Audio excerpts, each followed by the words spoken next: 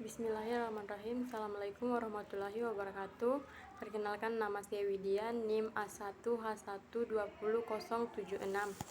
Baik, saya akan memaparkan materi pengantar pendidikan, yaitu bab 1, hakikat manusia dan pengembangannya. Sifat hakikat manusia.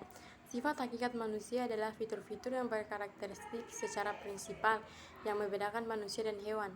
Wujud hakikat manusia, sifat yang membedakan dengan makhluk lainnya yang berupa 1.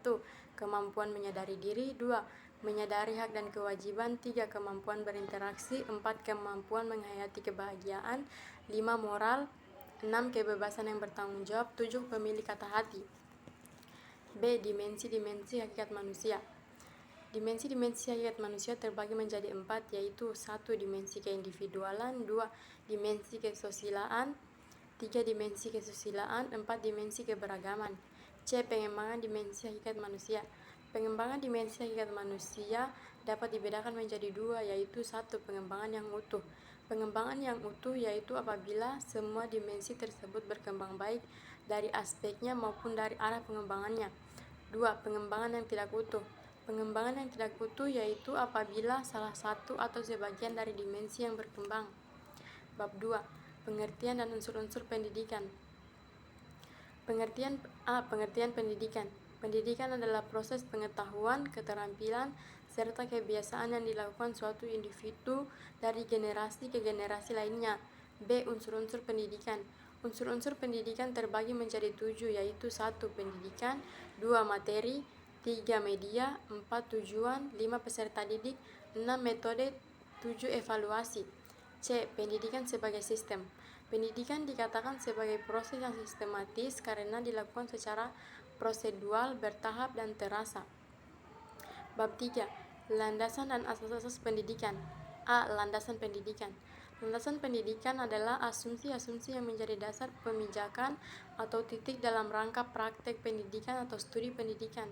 Landasan-landasan pendidikan dapat dibedakan menjadi 4, yaitu 1. Jenis-jenis landasan pendidikan. 2. Landasan religius pendidikan. 3. Landasan filosofi pendidikan. 4. Landasan ilmiah pendidikan. B. Asas-asas pokok pendidikan.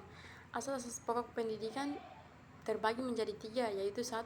Asas Tutwuri Handayani. Asas Tutwuri Handayani yaitu asas dari perguruan nasional taman siswa. Tutwuri Handayani merupakan inti atau among dari perguruan itu. 2. Asas belajar sepanjang hayat. Asas belajar sepanjang hayat yaitu merupakan sudut pandang dari sisi lain terhadap pendidikan seumur hidup. 3. Asas kemandirian dalam belajar. Asas kemandirian dalam belajar yaitu sedini mungkin dikembangkan kemandirian dalam belajar tanpa campur tangan dari guru, namun guru selalu siap untuk ulur tangan apabila diperlukan. Pendidikan selalu berkaitan dengan manusia dan hasilnya tidak segera nampak. Diperlukan satu generasi untuk melihat hasil akhir dari pendidikan itu. Oleh karena itu, suatu kekeliruan yang berakibat kegagalan pada umumnya sudah terlambat untuk diperbaiki. Kenyataan ini menuntut agar pendidikan dirancang dan dilaksanakan secara secermat mungkin dengan memperhatikan sejumlah landasan asas pendidikan. Bab 4. Perkiraan dan adaptasi terhadap masyarakat masa depan. A. Kecenderungan globalisasi. Globalisasi bermakna bumi sebagai keutuhan tanpa batas, transparan, saling ketergantungan antar bangsa dan dunia. Ada 4 bidang kekuatan organisasi, yaitu 1. Bidang iptek. Bidang iptek yaitu mengalami perkembangan yang semakin dipercepat, utamanya dengan penggunaan berbagai teknologi canggih seperti komputer dan satelit. 2. Bidang ekonomi. Bidang ekonomi yaitu mengarah ke ekonomi religion atau ekonomi global tanpa mengenal batas-batas negara.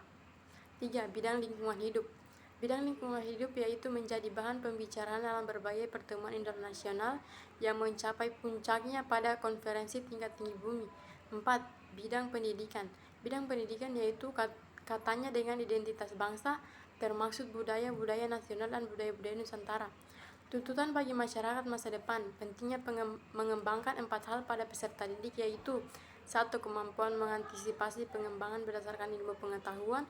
2. Kemampuan dan sikap mengerti, mengatasi situasi. 3. Kemampuan mengakomodasi, utamanya perkembangan iptek serta perubahan yang diakibatkan.